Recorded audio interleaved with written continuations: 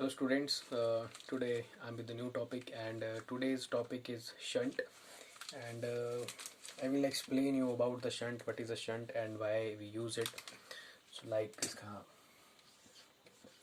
इसके बारे में हम पढ़ेंगे, इसका क्यों यूज़ किया जाता है और इसका क्या काम रहता है. Like shunt is just a low resistance that is used to save our galvanometer. Okay, so first I will tell you about what is a galvanometer. Galvanometer क्या है?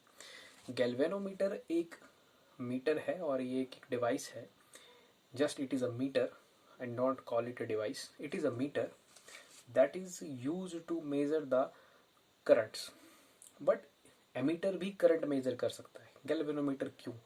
गैल्वेनोमीटर करंट मेजर करता है बहुत ही छोटे मैग्नीट्यूड के, like of the order of few micro amperes, और उससे भी हल्के करंट्स अगर आपको, उससे भी कम मैग्नीट्यूड के करंट अगर आपको मेजर करने हैं, उसके लिए आप गैल्वेनोमीटर का यूज करते हैं. So galvanometer is a meter that is use to measure very small currents of the order of few micro amperes और लेस देन दैट. ओके, लेकिन अगर मान लीजिए सर्किट में करंट ज़्यादा अमाउंट में आ जाता है, हैवी करंट, स्ट्रॉन्ग करंट, ज़्यादा मैग्नीट्यूड का करंट अगर आ जाता है, तो वो आपके गैल्वेनोमीटर को डिस्ट्रॉय कर सकता है, वो आपके गैल्वेनोमीटर को डैमेज कर सकता है.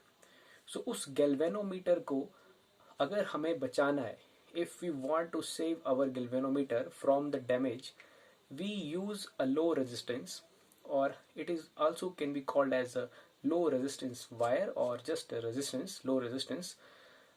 उसका यूज करके, उस लो रेजिस्टेंस का यूज करके हम अपने गैल्वेनोमीटर को डैमेज होने से बचा सकते हैं.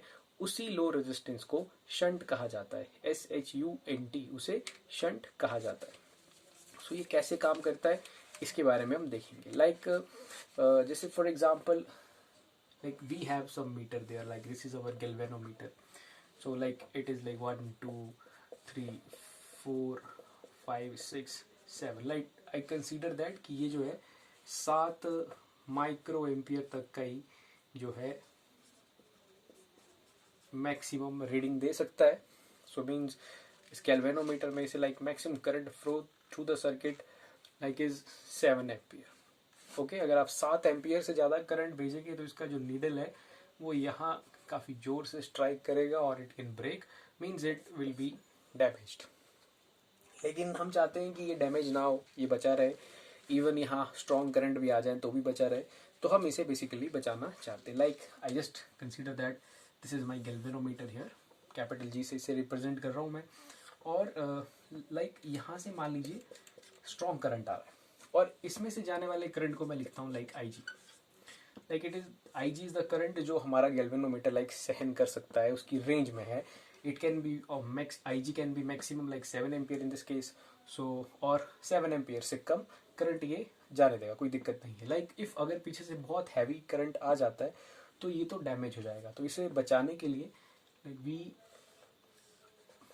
पैरेलल अरेंजमेंट में हम एक लो रेजिस्टेंस को यूज कर लेते हैं. It is a low resistance, एक लो रेजिस्टेंस को हम यूज कर लेते हैं जिसे हम शंट कहते हैं. सो अब क्या होगा? अब ये होगा कि like if I current is coming from there, so the resistance of shunt is low. So it means it allows the maximum current through this region, through this part. Shunt की रेजिस्टेंस कम है, अगर पीछे से बहुत ज़्यादा current आता भी है तो मैक्सिमम करंट जो है वो शंट के थ्रू निकल जाएगा और आपका गैल्वेनोमीटर खराब होने से बच जाएगा. So like it just provides a path to the current. Like maximum current like 40 ampere यहाँ से आ रहा है पीछे से.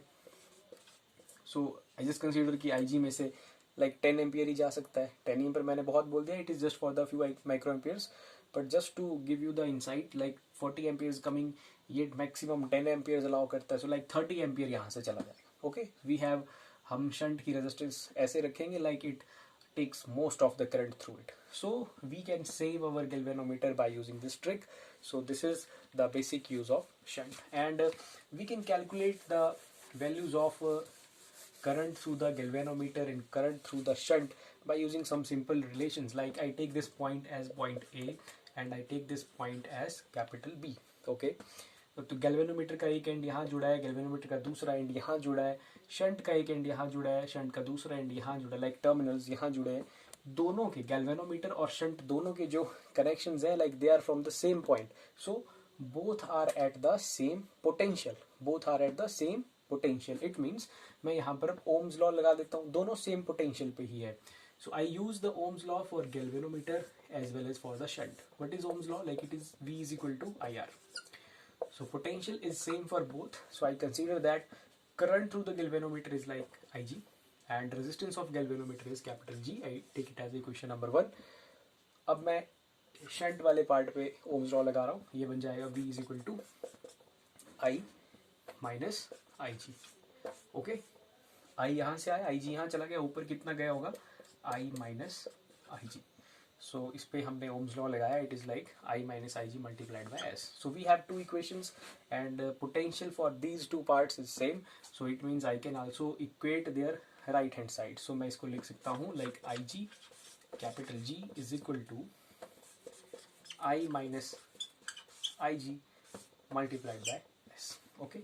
So after solving this equation or these all of these equations, I can solve it for different values. Like I can get the value of shunt resistance obtain कर सकता हूँ. Like current अगर पीछे से 50 एम्पियर आ रहा है, I know the current, that I know the IG maximum limit of IG what it allows from it.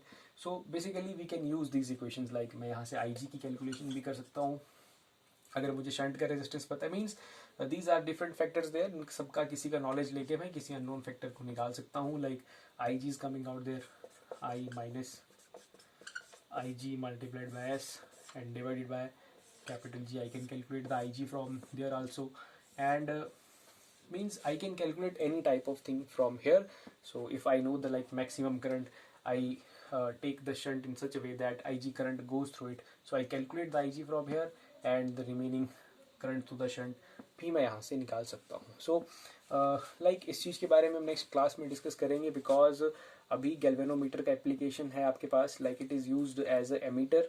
सो अभी हम इसे गैल्वेनोमीटर की तरह ही काम कर रहे हैं, हम इसका गैल्वेनोमीटर का एमीटर भी बनाएंगे. वो एमीटर बनाने के लिए we will use this equations in further discussion. And but now the motive of this class is like we have to understand what is a shunt and why it is used. So we understood that to protect our galvanometer from very strong magnitude currents, we take it in a parallel with that galvanometer, and most of the current goes through the shunt and our galvanometer remains protected. So हम अपने galvanometer को ये सब करके बचा सकते हैं, और कुछ इस तरह के equations हमारे Ohm's law के according बन जाएंगे. By knowing any of these factors, I can calculate some unknown factor by using these equations. So now I am just surpassing my most of the current through this shunt and some few current from the galvanometer, so it will remain safe. So I hope you understood the use of shunt. In first part, I will explain in next video about the conversion of galvanometer into a ammeter using the shunt, and in next I will explain about the conversion of ammeter into a voltmeter again using a shunt. So these are the two applications of shunt, like conversion into ammeter and voltmeter. So I hope you understood the concept of shunt. Thank you very much.